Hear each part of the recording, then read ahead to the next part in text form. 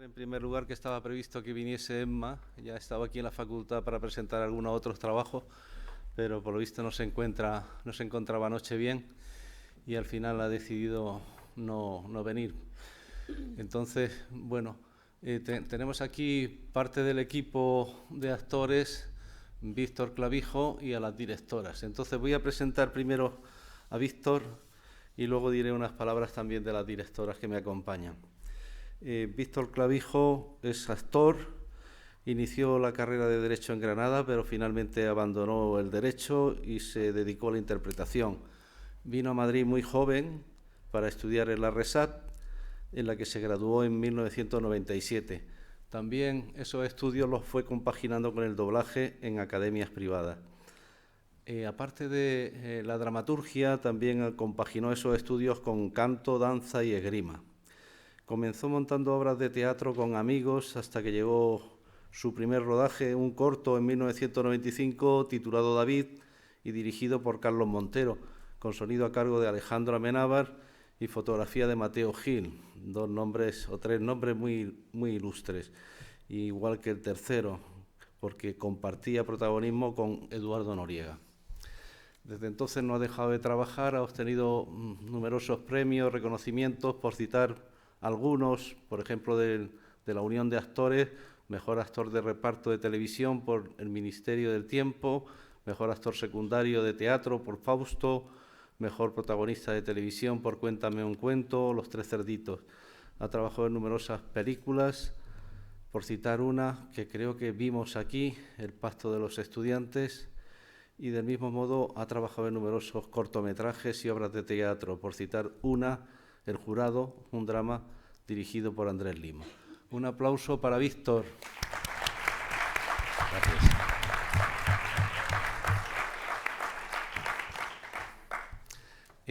Elvira Lindo estudió aquí en la facultad, no lo sabía, me acabo de enterar. Es que estudió poco. Empezó sus estudios aquí, pero no los concluyó. Se dedicó luego a la radio, sobre todo. Empezó a trabajar en Radio Nacional de España muy joven y también de ahí a televisión. A partir de 1994 ya se dedicó a la escritura de novelas, guiones, artículos. Ha recibido numerosos premios y reconocimientos. Por ejemplo, el Premio Nacional de Literatura Infantil y Juvenil por Trapos Sucios, Premio Biblioteca Breve por Una Palabra Tuya. Tiene una carrera también ya extensa como guionista de cine, a la que acaba de añadir esta película que acabamos de ver, Alguien que cuide de mí. Por la película La primera noche de mi vida recibió el premio a Mejor Película y el del público en el Festival de Málaga de hace unos años.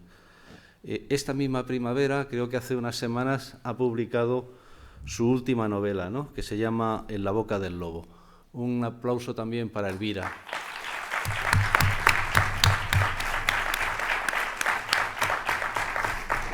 Y de Daniela Fegerman, pues comentar que también es guionista, directora de cine, televisión, dramaturga, es licenciada en psicología y se inició como guionista en televisión. Ha escrito varios cortometrajes, también numerosos largometrajes, por ejemplo, A mi madre le gustan las mujeres, Semen, una historia de amor, 7 minutos, La adopción, Mamá no en redes, Alguien que cuide de mí, que esta última película, como saben, ha coescrito y coedirigido con Elvira Lindo. Ha obtenido y ha sido nominada también a diversos premios y reconocimientos, incluido el Goya a Dirección Nobel. Un aplauso también para Daniela.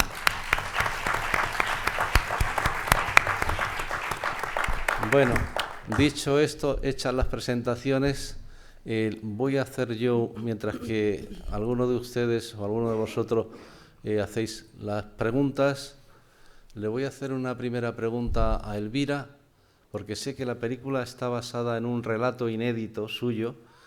¿Cómo pasa de esa escritura, cómo pasa de ese relato, cómo se convierte finalmente y en compañía de Daniela en ser esta película? Bueno, hola, buenos días a todos y gracias. La primera idea que yo tuve y que me rondaba la cabeza y que podía haber sido perfectamente una novela, pero acabó siendo más que un relato, un esbozo de un guión cinematográfico, fue el pensar en esas mujeres de mi generación que vivieron su juventud en la década de los 80 y más allá de pensar en la movida ni nada de eso, mujeres que fueron muy libres, que querían romper con la vida de sus madres, una generación muy rompedora de costumbres y de intenciones y de deseos, ¿no? Entonces quería contar la historia de una mujer que con el paso del tiempo, digamos que carga con las consecuencias de aquella vida pues un poco alocada o despreocupada, yo diría, bastante común en esa época, o sea, nada fuera de lo normal, ¿no? Entonces, pues la historia era pensar en cómo funcionó el estigma sobre el SIDA, sobre el VIH en aquellos años, pensar qué había sido de las mujeres que todavía lo estaban padeciendo, porque realmente muy poco sabemos de las mujeres con ese virus, con esa enfermedad. Sabemos el estigma fue, digamos, tristemente protagonizado por los gays o por los drogodependientes, pero poco sabíamos de lo que ocurría con los niños. De vez en cuando leíamos alguna noticia en el periódico de que había habido algún problema en un colegio porque los padres no querían que fuera un niño que estuviera contagiado de VIH. Sabíamos cosas, pero todas estaban muy ensombrecidas. Entonces, bueno, por algunas cosas que leía, también por la sensación de que cuando se hablaba del SIDA, por un lado no se quería que se tuviera estigma, pero por otro lado siempre se señalaba a dos grupos negando que era un virus que podía contagiar a cualquier persona y con distintas prácticas, no solamente las sexuales, ¿no? Entonces pensé en una mujer. Pensé en una mujer que hubiera vivido, por ejemplo, que hubiera trabajado por las noches en los años 80 en un cabaret de estos modernos que había entonces, transgresores, etcétera. Pensé que en esa década contra el VIH y pensé en qué sería ahora de ella, esos personajes así en abstracto que piensas. Y eso fue el boceto de la historia. Una mujer que es actriz, que tiene una hija que es exitosa en el presente y que por alguna pista empieza a pensar que su madre ha tenido una vida que ella no conoce y empieza a indagar sobre el pasado de su madre. Eso fue la primera idea, que eran como unas 30 páginas. Entonces llamé a Daniela y le pregunté si le parecía, porque yo no lo veía como algo literario, lo veía como algo cinematográfico, y entonces le pasé estas páginas y le dije: ¿tú estarías dispuesta a que hiciéramos una película y tú la diriges? Eso fue lo primero. Entonces ahora continúa Daniela. En ese, lo que ella llama esbozo, en esas páginas, estaba contenida gran parte de la historia que habéis visto. No solo estaba, estaba este retrato de 3 generaciones, de la abuela, la madre y la hija, estaba la elección de que pertenecieran a un mismo oficio y la elección de que fueran actrices, y también, además de la búsqueda del personaje de Nora, había un espectro de personajes secundarios de los que han quedado, digamos, los 3 hombres de la película, ¿no? El personaje de Víctor y su relación. O sea, que estaba, digamos, estaba contenida la historia de la peli.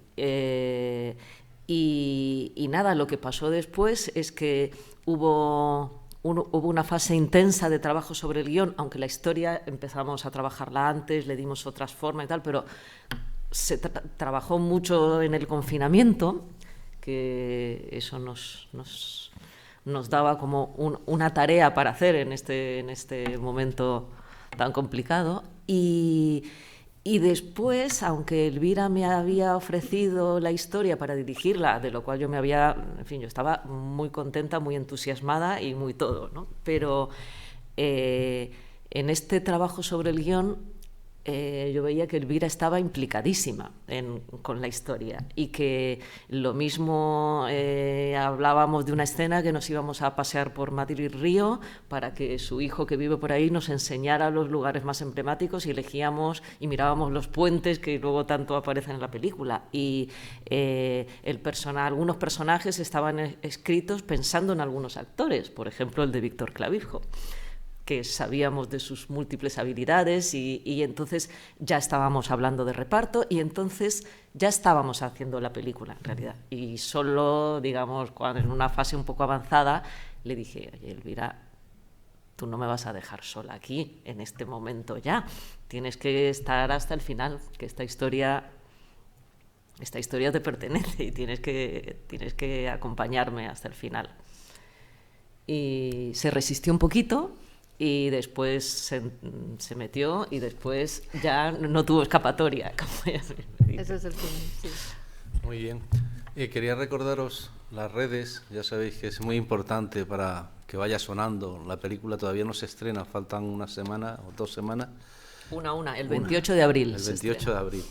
Pues hemos tenido el privilegio de ver aquí la película un poquito antes, pero escribir algo de la película, por favor. ¿Y quién quiere hacer alguna pregunta? Primera pregunta.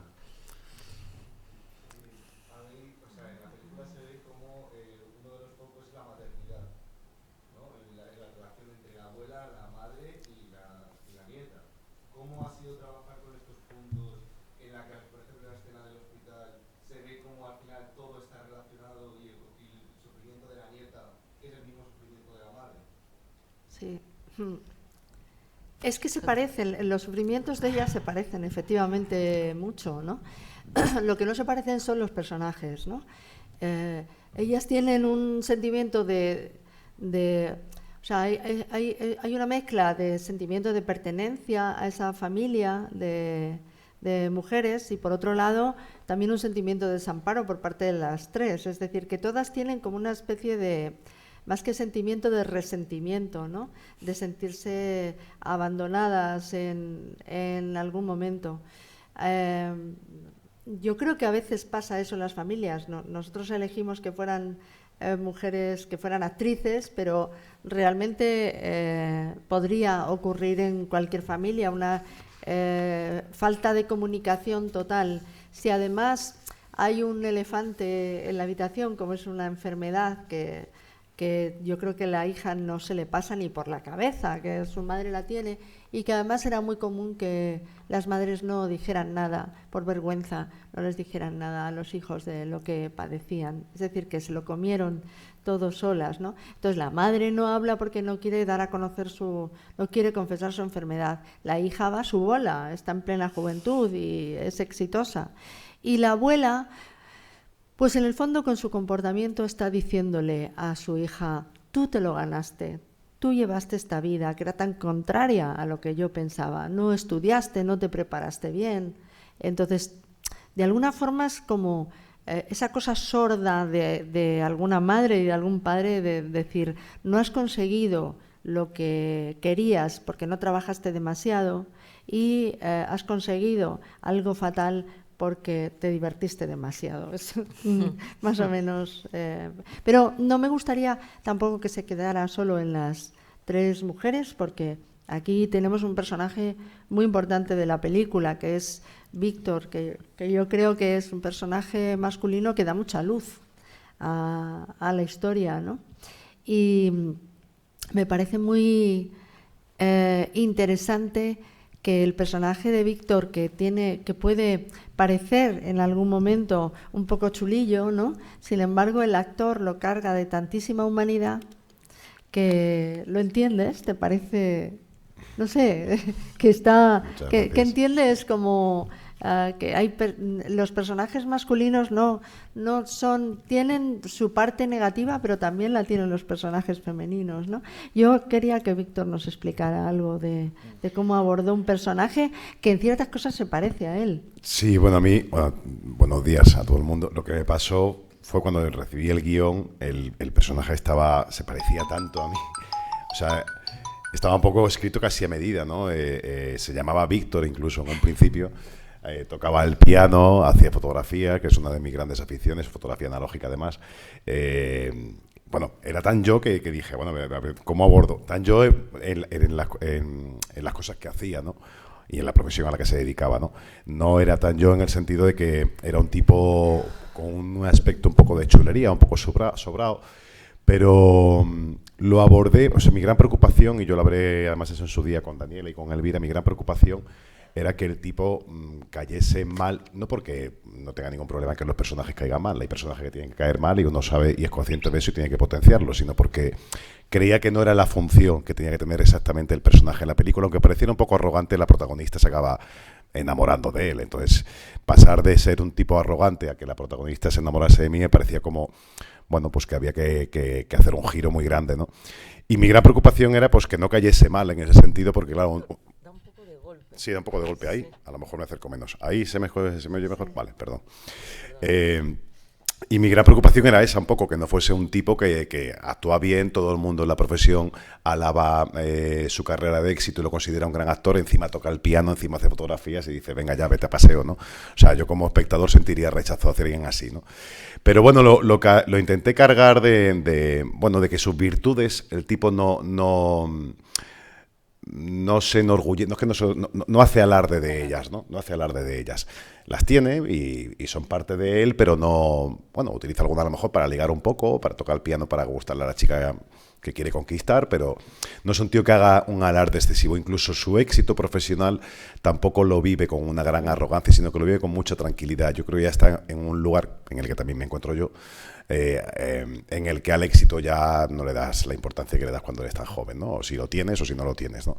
Y además vive la profesión de una manera que me gusta mucho, a diferencia de cómo la vive el personaje de Aura, en el que él seguramente como actor ya ha pasado por todos los caminos por los que pasamos los actores. El camino primero del método exhaustivo, como decían ayer, un actor de sistema, no de método, como yo decía eso, bódalo, ¿no? Bódalo. Sí. Seguramente ha pasado por ahí, ha sido un actor que se ha castigado mucho, ha sido un actor intenso como lo somos la mayoría, pero ya está en un momento de su profesión en el que sencillamente juega y disfruta. Y ahí es donde encuentra un poco el punto de fricción con el personaje de Nora, en el sentido de que son dos maneras distintas de entender la interpretación a priori, ¿no? Y me gustaba mucho ese carácter disfrutón y relajado que tenía él del oficio. Eso me gustaba mucho porque me encantaría tenerlo yo personalmente. Así que nada, lo demás todo fue juego, porque además con ellas dos es maravilloso trabajar. Sentías la mirada de complicidad en todo momento. Me sentí muy relajado, una cosa que los actores hacemos, yo lo dije también esto en Málaga, o por lo menos yo particularmente, yo me castigo mucho, sufro mucho cuando trabajo, porque soy muy autoexigente, me planteo continuamente lo estaré haciendo bien, cuando me voy a casa me fustigo, y en este caso fue un rodaje tan fácil, tan cómodo, que me sentía mal por no sentirme mal. Decía, algo está pasando, me estaré relajando demasiado, pero es que la culpa la tenían estas dos mujeres que te lo hacen tan fácil, que te hacían sentir que estaba bien lo que ya estabas haciendo. Y el reparto igual. Me sentí súper como en casa, ¿no? Con actores de la talla... Con Aura ya había trabajado y tengo la suerte de que esta sea la tercera ocasión y siento que tengo con ella una química muy especial y que nos entendemos muy bien, pero no había trabajado nunca ni con Magui, ni con Pedro, ni con Emma, actores a los que admiro muchísimo. Yo además me suelo cortar mucho cuando trabajo con un actor al que admire y ellos me hicieron sentir que éramos como amigos de toda la vida y eso para mí también fue un regalo, ¿no? Perdón por los golpes que da esto. Venga, a ver, más preguntas. ¿Sí?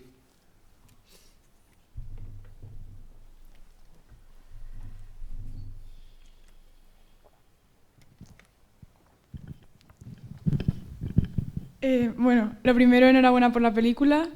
Bueno, lo estamos comentando y nos ha gustado mucho la fotografía, los planos y el uso del color en la película y también los flashbacks en blanco y negro.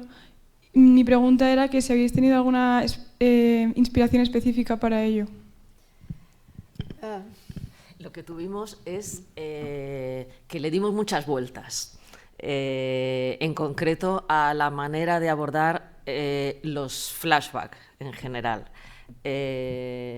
porque digamos que había una parte de las idas al pasado que eran estas rememoraciones que va teniendo Nora cuando va recuperando estas imágenes de su infancia, que estas estaban desde el guión escritas como esto tiene un halo de cuento infantil, ¿no? Entonces ahí en principio lo íbamos a rodar de noche, pero por plan de rodaje no se podía, y el dire de foto propuso hacer una foto eso como azulada, oscureciendo y marcar la capita de ella de rojo, ¿no? Hablando de colores.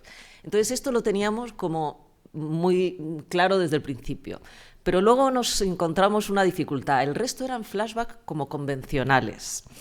Pero todo lo que eran los momentos en los que el personaje de Emma revive lo que vivió cuando se enteró, digamos, de que padecía la enfermedad, de que estaba infectada, en principio era muy complicado hacerlo como flashback convencional, porque se trataba de hacer un rejuvenecimiento que era un rejuvenecimiento como de 30 años, tanto de ella como de Pedro, y eso planteaba muchos problemas, y tampoco queríamos cambiar de actriz y no nos parecía un lapso de tiempo tan grande como para cambiar de actriz. Total, que nos pusimos en un momento Emma, porque estábamos ahí ya en preparación de la peli, o en periodo de ensayos.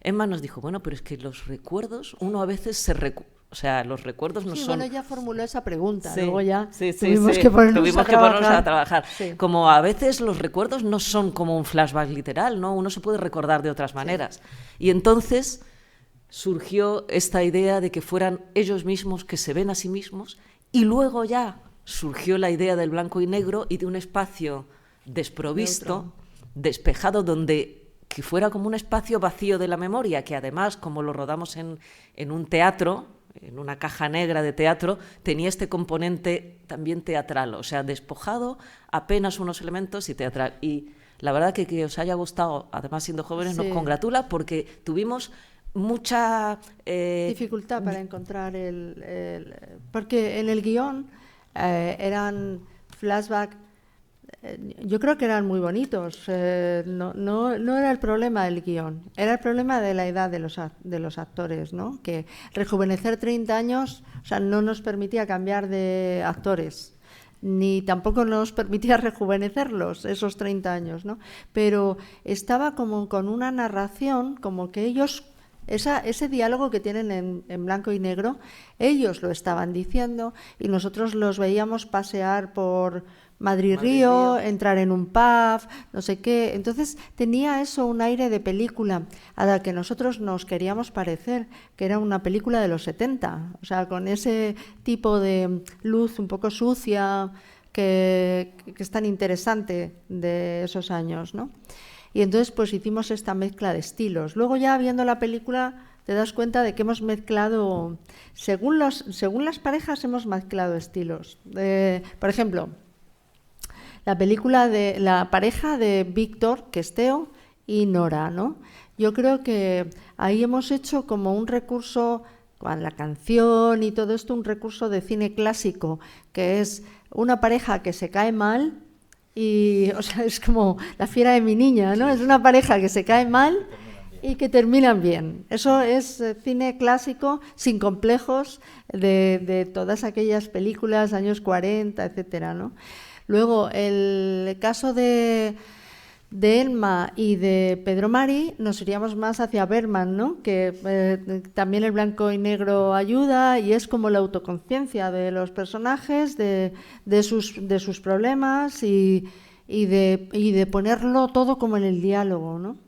Y luego nos gustaban mucho esas películas, ya digo, años 70, tipo Paso Decisivo, por ejemplo, que tuvimos muy en cuenta. También trata sobre unas bailarinas, éxito, fracaso, etcétera, etcétera, ¿no? Pero no nos fijamos en películas de ahora. Yo creo que eran películas un poco retro y la foto que nos gustaba era esa, Era esa, particularmente. Y la inclusión de la gaviota de Chekhov, ¿cómo llega ahí a la película?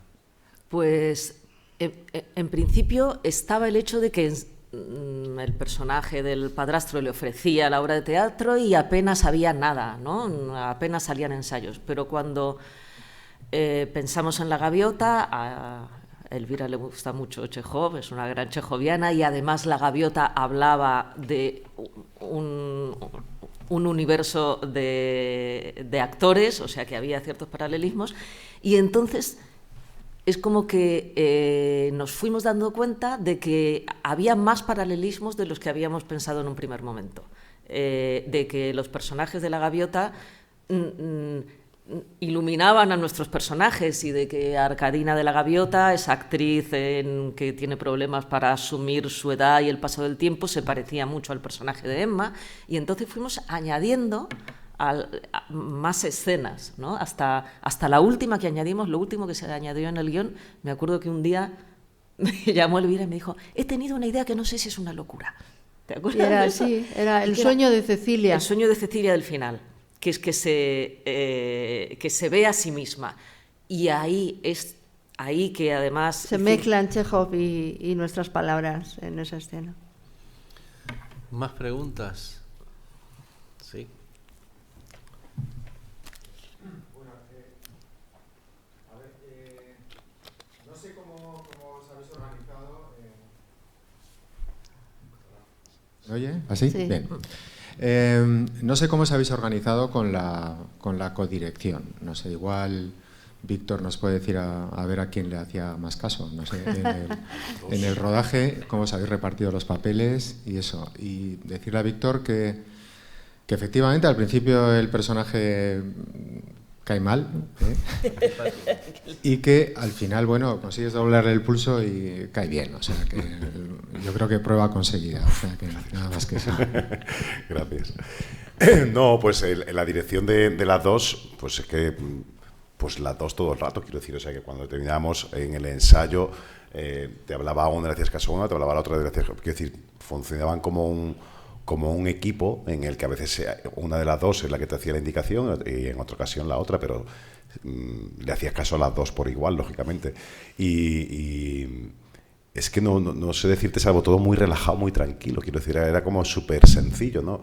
Las indicaciones que daban siempre, evidentemente te das cuenta de que sumaban, si se te había escapado algo, pues sumaba un matiz que habías dejado pasar por alto, pero al mismo tiempo, como os decía antes, sentía la complicidad de bien, va bien, les está gustando. O sea, que para un actor esto es muy importante, porque somos neuróticos, frágiles, en fin, todo lo que te puedas imaginar, ya no egocéntrico, pero cuando estás trabajando y estás poniendo, tanto en el escenario como delante de la cámara, todo lo que tienes que poner, pues hay un punto en el que no sabes si vas por buen camino, te estás equivocando o no, y yo creo que esto nos pasa a todos.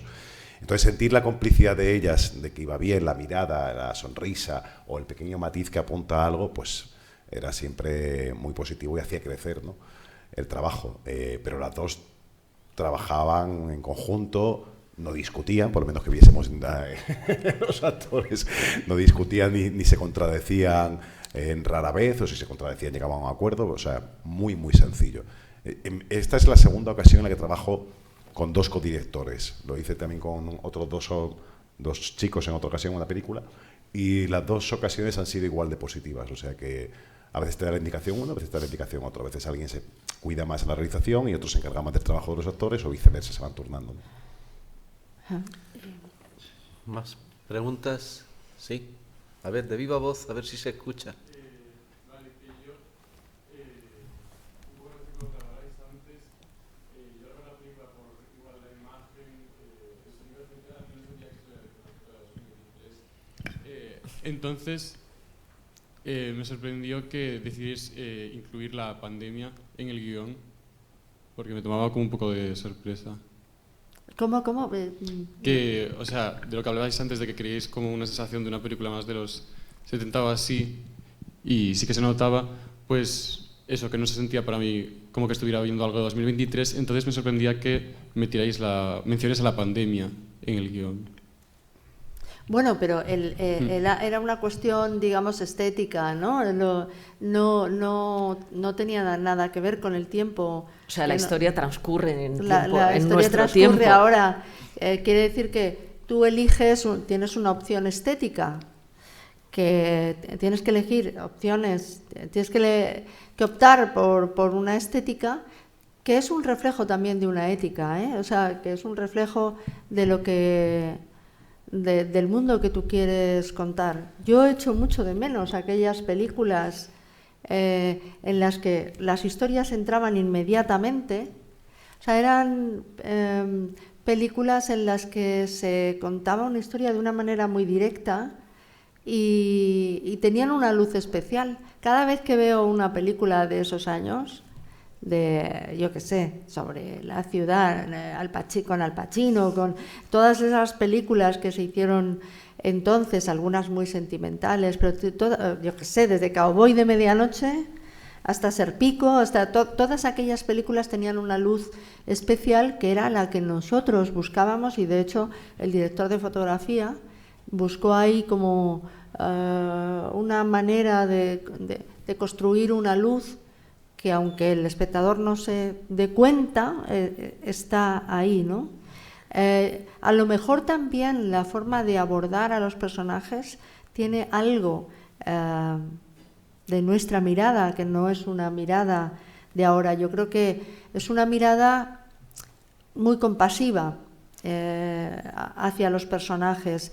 Lo que decía Víctor, pues Víctor en una primera discusión puede tener algo que digas, jo, qué tío más chulillo, ya por no hablar de Francesc Garrido, que tiene algunas frases en la película, pero yo creo que ahora, probablemente por una persona más joven, sería abordado de manera diferente, es decir, a saco, que es como a ponerle a que el espectador tuviera adjetivos muy claros sobre lo que es esa persona. Es machista, es misógino, es egoísta, y nosotros pues tal vez queríamos comprender a los seres humanos o dejarles actuar. No digamos darle hecho al espectador lo que tiene que pensar de ellos, sino que el espectador, por un lado, saque sus propias conclusiones, pero por otro lado se dé cuenta de que somos seres humanos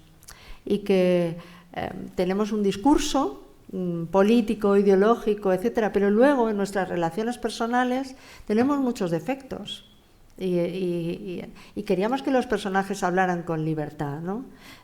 Si Francesc Garrido en un momento le dice a Aura Garrido, mira, deja ya ese discurso de mierda, cuando Aura Garrido habla, te fuiste con una mujer más joven y dejaste a mi madre, ¿no? Pues no queríamos, digamos, incidir en que ese hombre es un malvado, sino, bueno, es que eso existe, ¿sabes? No se trata de un asesino, no se trata ha sido buen padre, buen padrastro hacia su hija y tal, pero es probablemente, o sea, es un hombre egoísta, que va a la suya, egocéntrico, como hay tantas personas, y más si están en un puesto muy superior en las artes y son directores de escena que tienen mucha fama y mucho predicamento, ¿no? Entonces, tal vez en esa falta de ideologización de la historia sí que puede parecer como de otro momento. Pero, sin embargo, a mí sí me gustaría decir que en ningún momento nos planteamos contar una historia de otro tiempo. O sea, para nosotras vivimos en este tiempo, ¿sabes? Esta historia es contemporánea, el personaje de Emma tiene nuestra edad.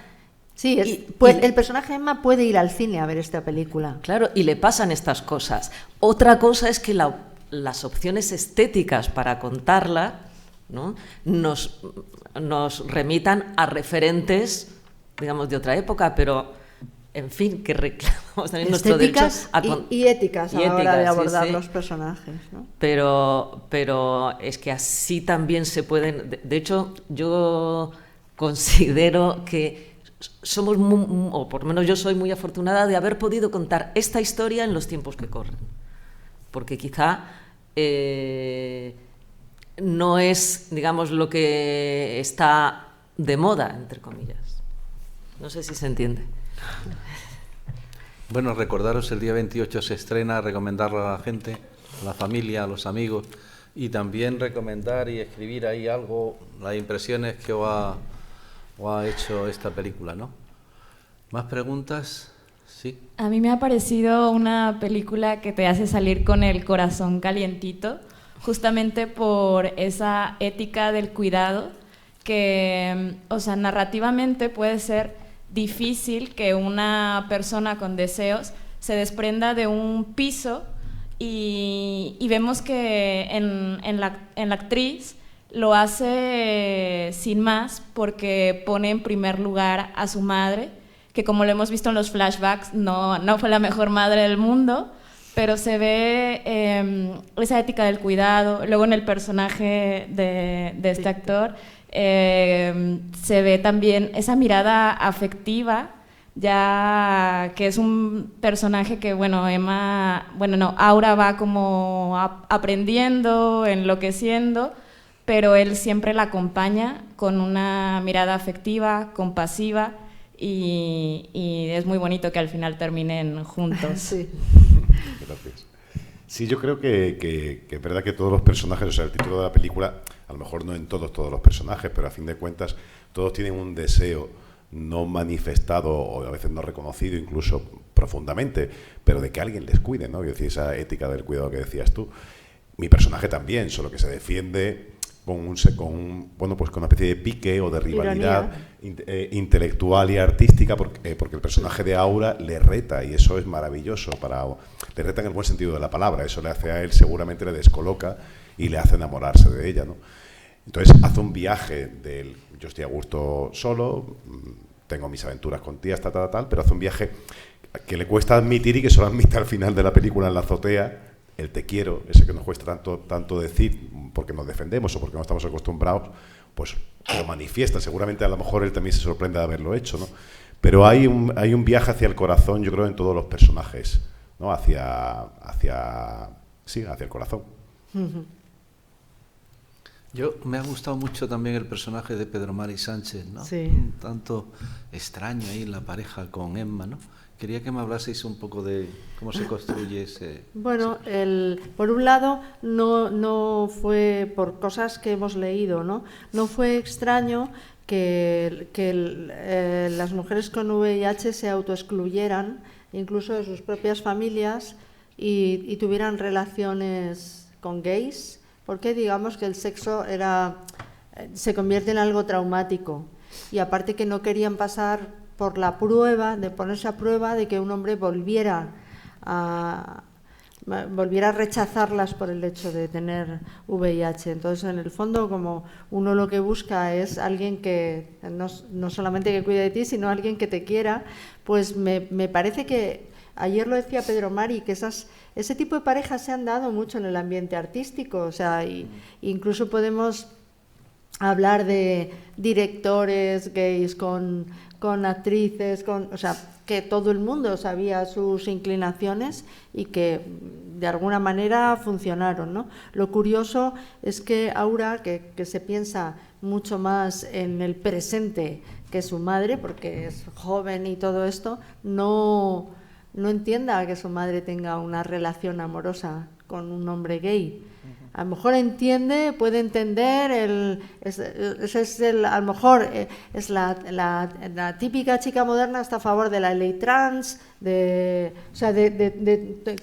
tiene todo el pack completo, pero de repente su madre está con un hombre gay y todo eso, y es como íntimamente piensa que están haciendo el ridículo. Y me parece que eso es una enseñanza para ella, ¿no? Admite que los demás no sean como tú deseas, ¿no? Sí, de hecho, parte del viaje de Aura, el personaje de Aura en la película de Nora, es al interesarse, al descubrir quién es su madre, también descubre al personaje de Pedro, al que había ignorado por esta sensación, ¿no?, de que la violentaba, ver a su madre presentarse en público con esta relación que le hace un poco avergonzarse. Y por primera vez lo mira y además entiende lo importante que ha sido el amor que Mario le ha dado a ella, al personaje de Emma, para sostenerla. ¿Más preguntas? Sí, perdón. Sí, se oye. Aquí. ¿Dónde? Hola, a ver, más preguntas sobre el tema del método, porque hacéis referencias de directores de otras películas constantemente, ¿no? Pero me gustaría que concretarais todavía más en cuanto a documentación, el método de trabajo. Si habéis consultado archivos, habéis visto películas, habéis leído publicaciones sobre el tema que se plantea. Y una pregunta para Víctor Clavijo, que ha trabajado mucho en películas de época, si su manera de trabajar para una película actual, de temática actual, trabaja de distinta manera para preparar un personaje de época, de antiguo o moderno. Gracias. Víctor, contesta. Quería comentar únicamente que, como se ha notado, es profesor López Yepes, y es profesor de documentación.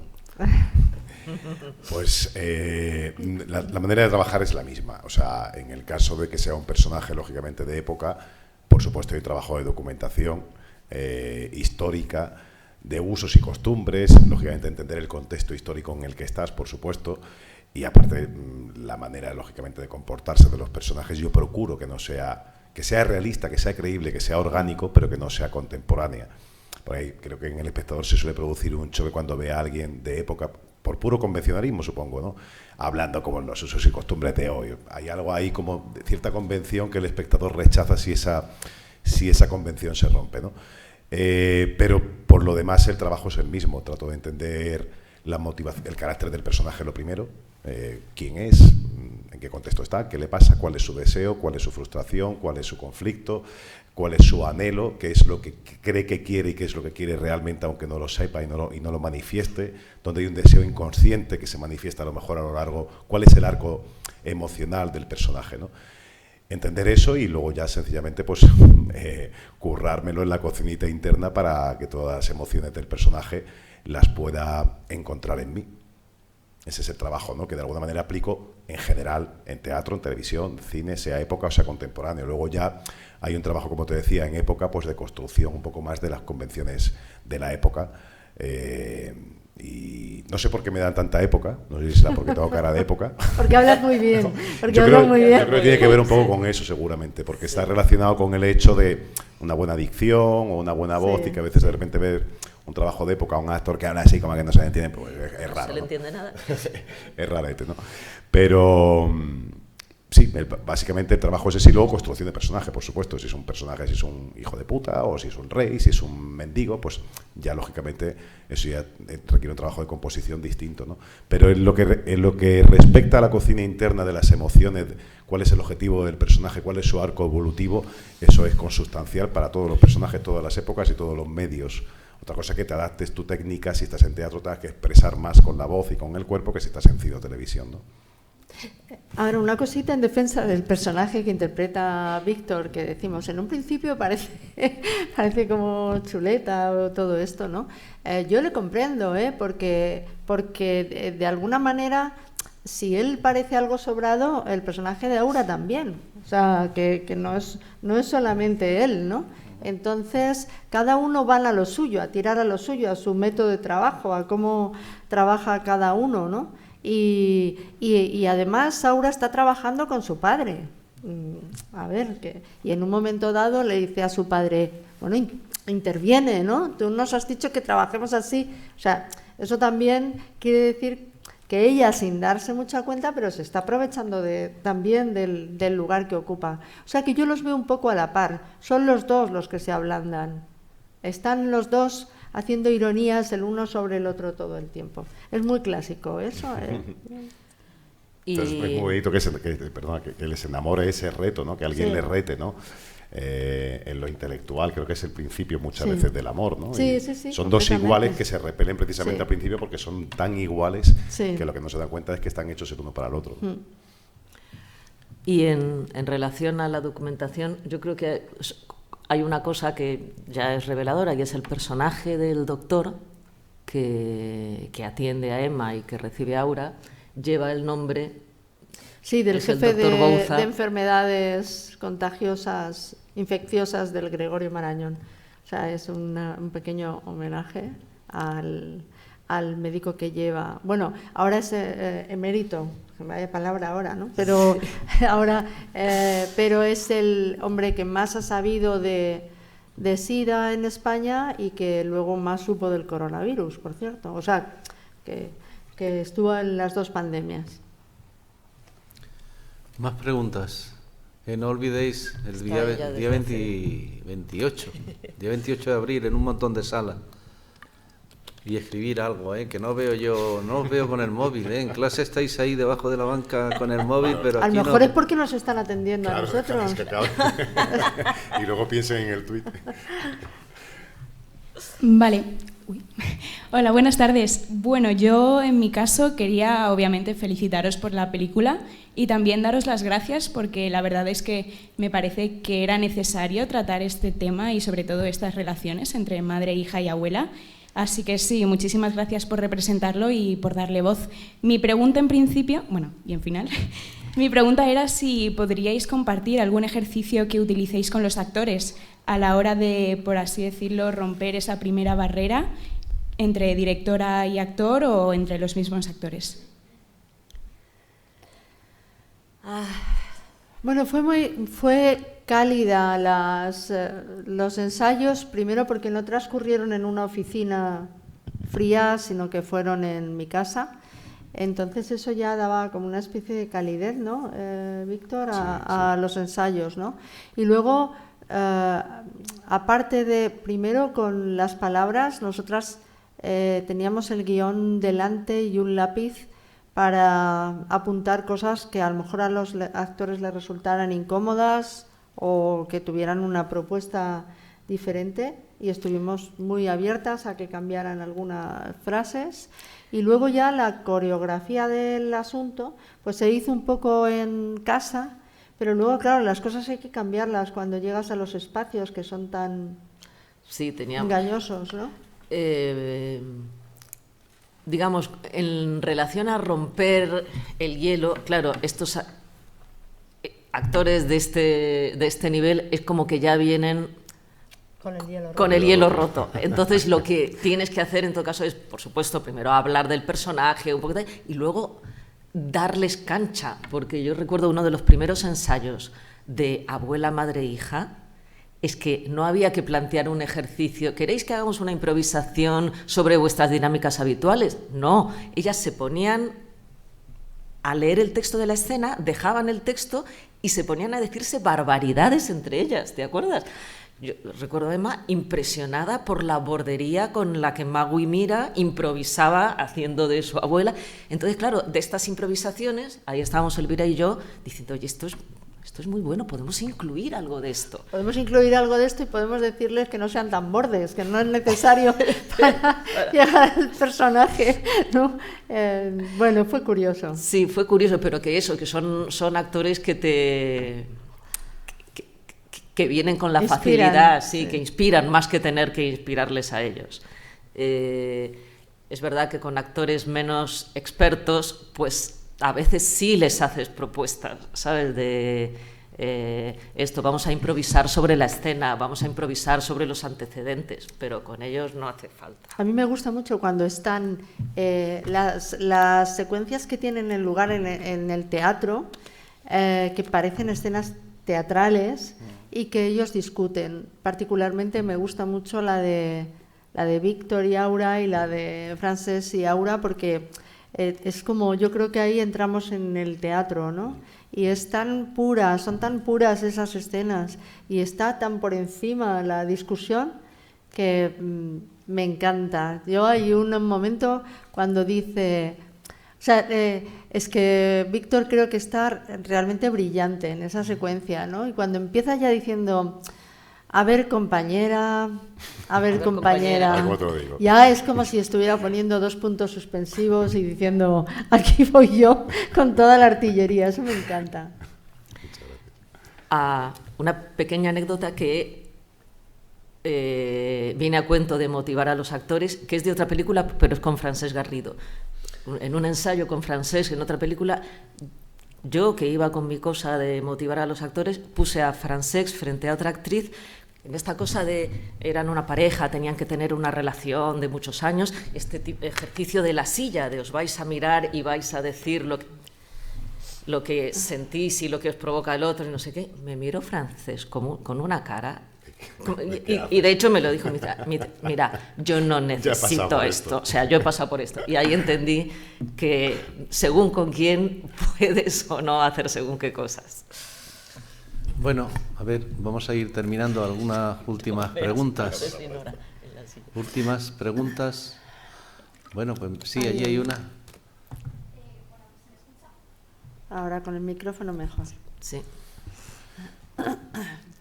Vale, pues nada, habéis comentado un poco que para el papel de Víctor tenéis como el personaje muy pensado para él. Quería preguntar cómo fue la elección de estas dos actrices que a mí personalmente no imagino otras para estos papeles.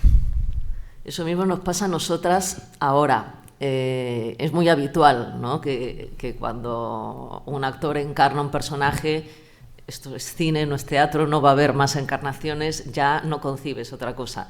Es verdad que el personaje de Víctor fue escrito para Víctor, el de Pedro Mari fue escrito para Pedro Mari y las otras tuvieron algo más de lío por problemas de agenda, agendas y todo eso.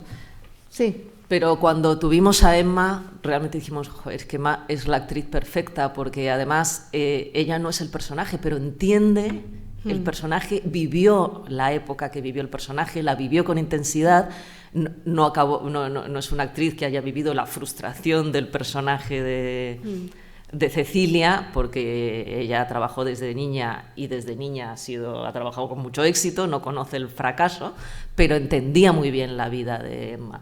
Sí. Y Aura es una actriz que representa muy bien el papel que tiene, es una actriz joven, brillante y excelentemente preparada. Entonces, pues yo creo que es que ellas mismas, o sea, cumplen los requisitos para hacer bien esos papeles, ¿no? Era clarísimo, muy claro. Además, Emma fue una actriz muy sexy cuando empezó y sigue teniendo ese sexy. Ahora tiene algo así muy como juguetón, ¿no? Cuando actúa. Últimas preguntas. Bueno, pues voy a cerrar yo haciendo una curiosidad. No sé si se eliminó durante el proceso algún personaje, algunas secuencias, escenas o ¿la hicisteis la película redonda, quedó redonda y cerrada? No, se ha eliminado algún personaje entero. Eso me imagino. Pero vamos, es una pena también porque dices, es el trabajo primero del actor, que te da muchísima pena, y luego que dices, nos podríamos haber ahorrado días de trabajo, pero hay veces que no lo ves. Antes de tiempo, es verdad que en este caso además fue un trabajo de hachazos en montaje, de casi... Con pena. Con pena, porque no es que las cosas que estuvieran mal en sí mismas, nos gustaban, pero nos distraían. Diversificaban, nos distraían de la historia. Y entonces había un personaje del padre biológico de Nora que aparecía... había un noviecito de Nora, unos líos amorosos de Nora antes o un poco en simultáneo con cuando empezaba la relación con él, ¿verdad? Sí. Había Lo que pasa amigas de Nora. Ahora están de moda las películas de 2 horas, pero no queríamos que hubiera... tanto metraje. Sí, no. Y la última para Víctor. También con una curiosidad o que nos cuente alguna anécdota durante el rodaje con tus compañeros. ¿Alguna cosa simpática que ocurriese durante el rodaje? Estoy pensando, o sea, que sea como digno de mención, que en el sentido de que se salga de lo habitual de un rodaje. ahora no caigo, sino yo digo bueno, vosotras, pero puedes recordar el día aquel tan bonito, no quiere decir que no tiene que ser gracioso, claro, ¿no? sí. O sea, para mí, aquel día tan bonito en el que interpretasteis entre los dos la canción. Eso es lo que te iba a decir. Para mí el día más bonito de todo del rodaje fue ese, en mis días, en mis sesiones de rodaje. Por todo, o sea, habíamos ensayado la canción, Aura y yo, bastante. Yo estaba además en contacto con unos músicos que, por cierto, hay que añadir que vinieron además incluso a ayudarnos también durante el rodaje, que ellos armaron un poco el tema del cabaret y el tema de la canción que canto con Aura, ¿no? O sea, la complicación era ir construyendo esa canción de a poco, ¿no? Que no pareciese vamos a hacer el número musical, sino cómo se construye esa canción de a poco y cómo cuenta algo más que la canción, y cómo cuenta que dos personajes se van mirando y se van descubriendo conforme van tocando la canción, ¿no? Pero fue tan sencillo y tan bonito, yo creo que casi desde la primera toma ya estaba el día del rodaje. Lo habíamos ensayado mucho también. Estaba muy ensayado y además es curioso porque en guión, antes de ponernos a ensayar, no era así la escena, no era solo que tocaban la canción. Habíamos puesto como unas elipsis, porque claro, pensamos, tienen que llegar, ¿no?, al momento del enamoramiento. Sí, entonces, Aura iba bebiendo. Aura iba bebiendo, cantaba, bailaba, pasaba el tiempo. Era más complicada, sí. Y cuando les vimos ensayar, dijimos, qué borrachera, ni qué beber, ni qué nada, esto es... La música es la que les emborracha y no necesitamos nada más. Claro. Aparte, además, Aura toca el piano también. Sí. Cosa que yo no sabía, lo descubrí también la conozco hace tiempo, porque hemos trabajado varias veces, pero no conocía esa faceta suya, ¿no?